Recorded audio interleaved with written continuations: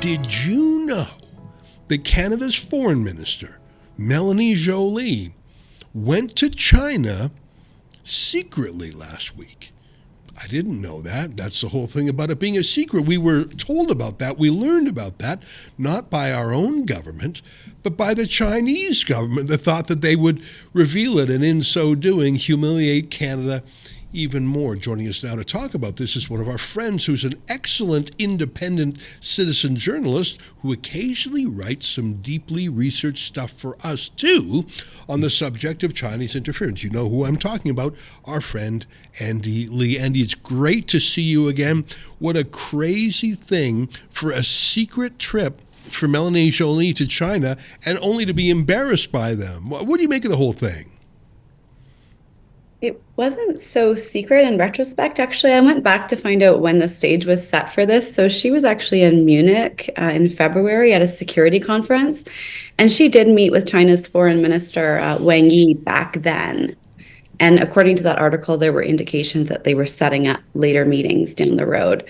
So this was probably something that was discussed there and set up quite a long time ago, but not publicized for obvious reasons, what with relations between China and Canada being what they were. And no doubt at that time, that article did say that she was requested to stop hyping up the China threat. And that, of course, would have been right in the middle of, Hague Foreign Interference Commission meetings and hearings and things like that. So we found another article on her visit to China, not as flattering as a take as we were maybe led to believe. This article came out. I found it on WeChat. It looked like it was from an anonymous blogger and very unflattering take on the visit.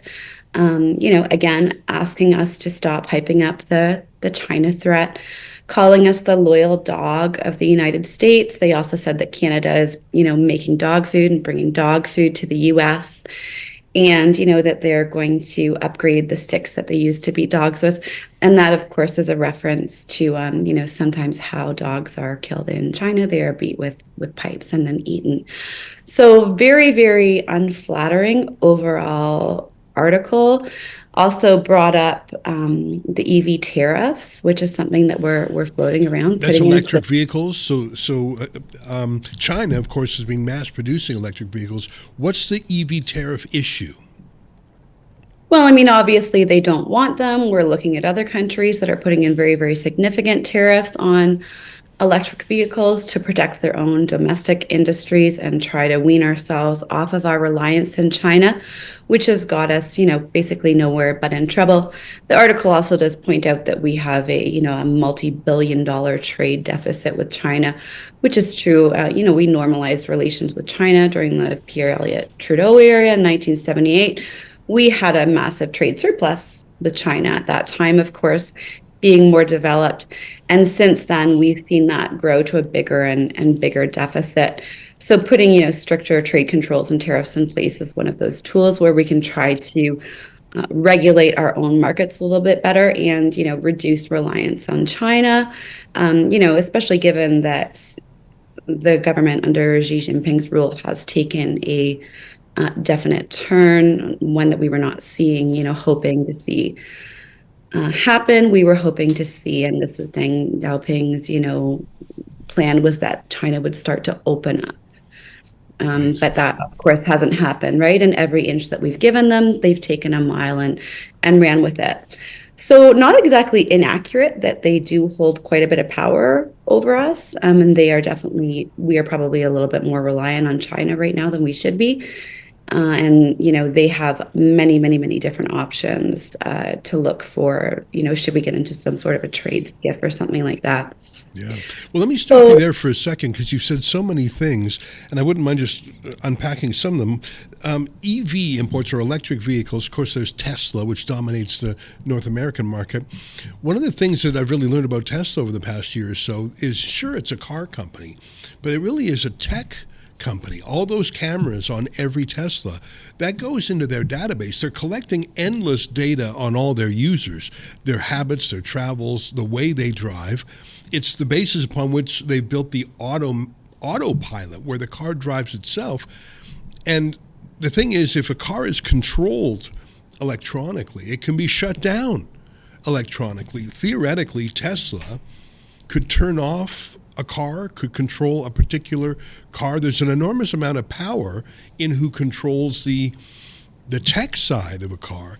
I think that has got to be at least as big an issue for Chinese electric vehicle imports as just the sheer competitive threat of them dumping cars in Canada beneath market prices.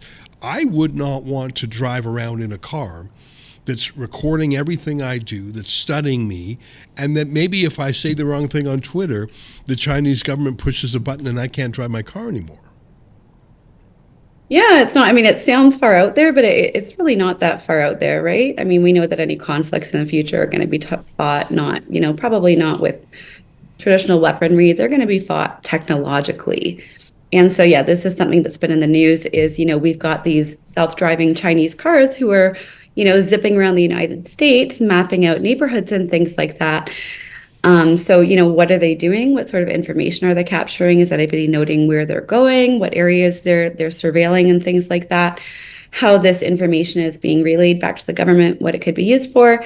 Could it be used for national security purposes or to diminish the United States' national security? Certainly it could.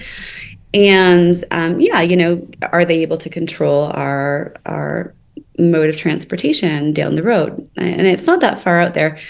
It's definitely something to be worth thinking of. And of course, we don't get that sort of reciprocity. We certainly don't get to go test drive our vehicles in China. And that's, the whole sort of crux of this issue is that when you're looking at a reliable trade partner, it's a reciprocal relationship, right?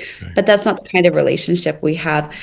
And David Mulroney had he had a great tweet the other day that I commented on. And it's just like, we can't any longer treat China as being a normal country, right? Because they're not a normal country, because we can't have normal relations with a country when we don't have that sort of mutual respect and reciprocity. Yeah. I was thinking about the EV, electric vehicles, and how they scan everything. We've got little drones with cameras in them that we use at Rebel News occasionally. And DJI is the name of a leading brand of drones, but there's a lot of other brands. And most of them are Chinese companies. And the thing about a drone is all the video and all the data. In the case of DJI, at least, it all goes back to the company. And and there's some real reasons for that. It stops you from flying near an airport. There's limits on your drone that are imposed on your drone by DJI. But my point is, every single drone flown in North America and Canada, that data, what it sees, is being held by a Chinese company. I think it's sort of terrifying. But let's get back to Mélanie Joly for a bit. I don't regard her as a serious cabinet minister. I don't think she's particularly well informed. When Canada sent a warship down to Cuba, she didn't know about it. She didn't know it was docking there the same time the Russians were there with their submarine. She was asked in real time on TV about it, and she sort of pled ignorance. Here's that embarrassing moment. Take a look. Okay, a lot of this is being driven by Russia. I mean, obviously China as well, but Russia it would be the primary player as one of the 8 Arctic nations. There is this strange thing happening in Cuba, Minister, that I'm wondering if you can help me understand. The HMCS Margaret Brooke, which is a patrol vessel from Canada, gone to Havana for 3 days starting tomorrow to celebrate Canada-Cuba bilateral relations. And there's some eyebrows being raised because it's in port at the same time that Russian military vessels, including nuclear-powered submarines, are there. Why would Canada have a Canadian ship in a Cuban port at the same time as Russian military vessels are there? Listen, this is something that I have to look much more closer to. This is an information that is news to me because the Minister of Defense also works with CAF and DND on this very issue. But of course, we'll look into this and get back. So I don't think she's well briefed. I don't think she's particularly interested in foreign affairs. I think she just reads what her media briefers tell her to read.